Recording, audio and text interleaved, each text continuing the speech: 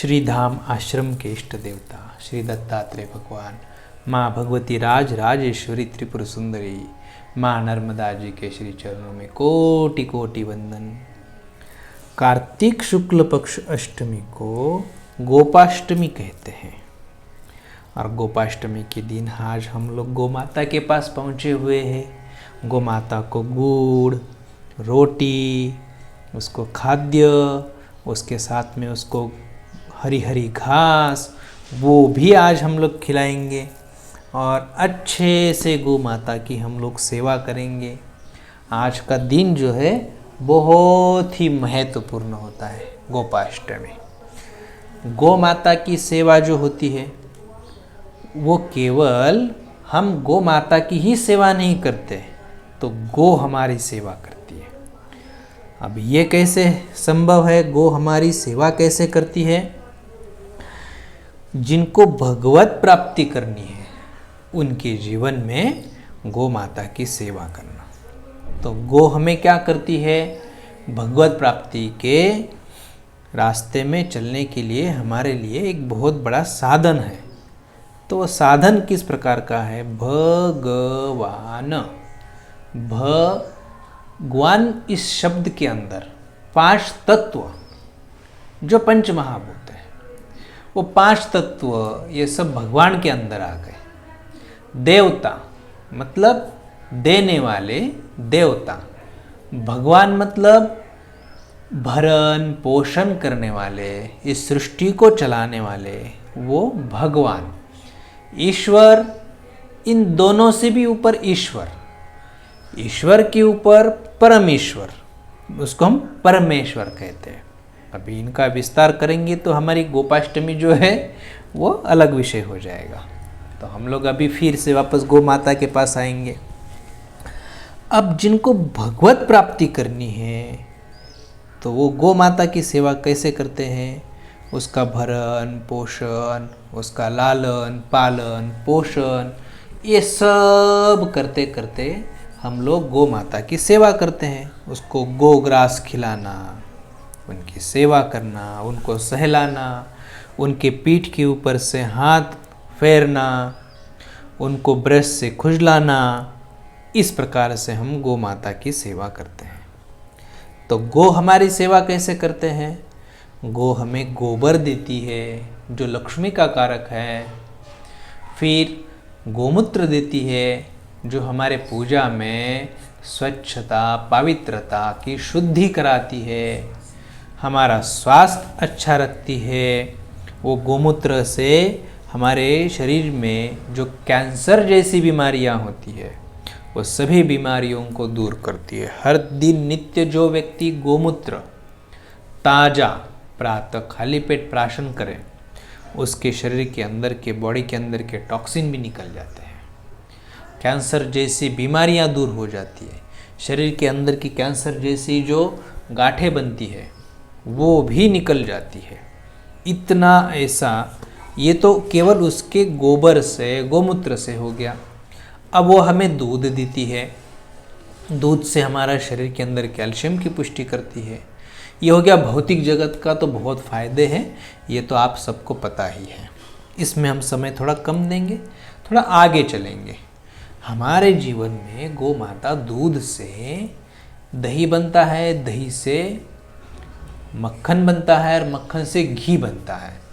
तो जो घी हम निकालते हैं तो घी हम प्राशन करेंगे वो भौतिक जगत के लिए। अब हम लोग उस घी को हवन में आहुति देंगे, तो आहुति देने मात्र से हमारे देवता प्रसन्न होते हैं और वो पुष्ट हो जाते हैं।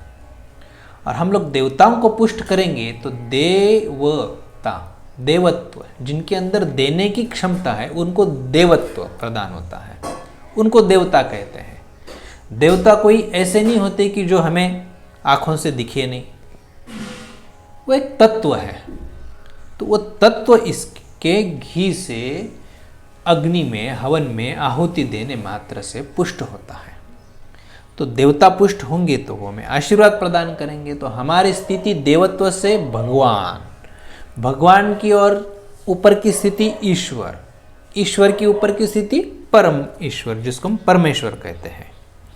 तो इस प्रकार की हमारी साधना में यात्रा आगे बढ़ने के लिए गौ माता हमारी सेवा करती है। तो हमें गायों का पालन करना, उनका भरण पोषण करना, उनको सहलाना, पीठ के ऊपर से सहलाना, ऐसी सेवा जो है हमें करना चाहिए।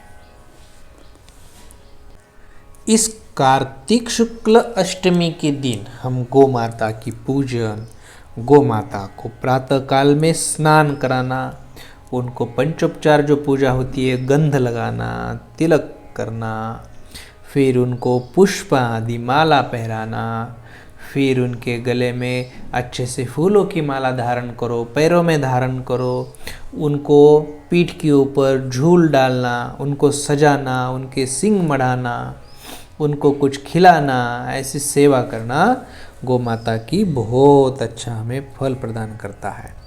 फिर तत्पश्चात उनकी परिक्रमा करना, गौ माता की परिक्रमा करना मतलब पृथ्वी प्रदक्षिणा का फल प्राप्त होता है। थोड़ी दूर तक उनके साथ में जाना, घूमना फिरना, उनके साथ में समय देना, उनके सहवास में रहने मात्र से हमारा मानसिक तनाव भी दूर होता है और सब प्रकार के अभिष्ट की सिद्धि प्राप्त हो जाती है। गोपाष्टमी के दिन प्रातः हो गया, सायंकाल के समय में गाय चरकर जब वापस आती है तो उस समय भी उनका आतिथ्य, अभिवादन, पंचोपचार पूजन, जिस प्रकार हम हमारे घर में जब कोई मेहमान आता है तो किस प्रकार उनके लिए हम लोग अभिवादन करते हैं, आतिथ्य करते हैं, उनका आदर सम्मान करके उनका घर में बुलाना, ये सब कुछ करते हैं। तो ठीक इसी प्रकार हमें गौ माता का सम्मान करना है। फिर उनकी चरण रज लेकर मस्तक पे धारण करो। तो हमारा जो सौभाग्य होता है, सौभाग्य मतलब क्या होता है कि हम हमारे जीवन में जो कुछ भी कर्म करते हैं, भाग्य जो होता है, किसी सत्कर्म में हमें भाग्य प्रदान होता है। कुछ हमारे जीवन में भाग्य से प्रदान होता है, कुछ हम लोग पुरुषार्थ करते हैं, कर्म करते हैं तो उससे प्राप्त होता है। तो हमारा सौभाग्य को अगर हमें प्रबल करना है तो गौ माता की चरण रज हमारे मस्तक पे धारण करो, तो जिसके चलते हमारे जीवन में सौभाग्य की वृद्धि होगी। साथ साथ में गौ माता की सेवा से हमारे भाग्य की रेखाएं कैसे बदलेगी। देसी गौ माता के दर्शन एवं स्पर्श से पवित्रता आती है, हमारे जीवन के कई पापों को वो नष्ट कर देती है।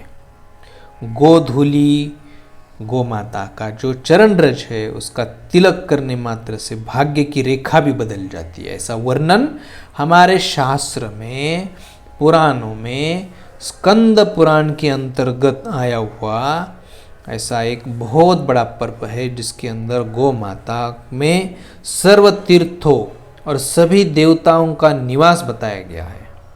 तो हमारे गौ माता के शरीर के अंदर ऐसा कई सारा ऐसा हमारे लिए महत्वपूर्ण भाग आता है। गौ माता जब दिन में सूर्य किरणों में रहती है, रात्रि में चंद्र प्रकाश में रहती है, तो उनके शरीर के अंदर सूर्य नाड़ी और चंद्र नाड़ी जो ग्राफ्सिंग करती है और वो हमें एनर्जी प्रदान करती है। ऐसी हमारी ये प्यारी प्यारी नंदिनी माता है। देखो अभी ये मस्त गोग्रास प्राशन कर रही। खा लो खा लो खा लो गौ माता, खा लो हरी हरी घास खा लो। ओहो, हमारी ये अच्छी प्यारी प्यारी नंदिनी गौ माता है, इसको हम अभी गोग्रास भी खिला रहे हैं।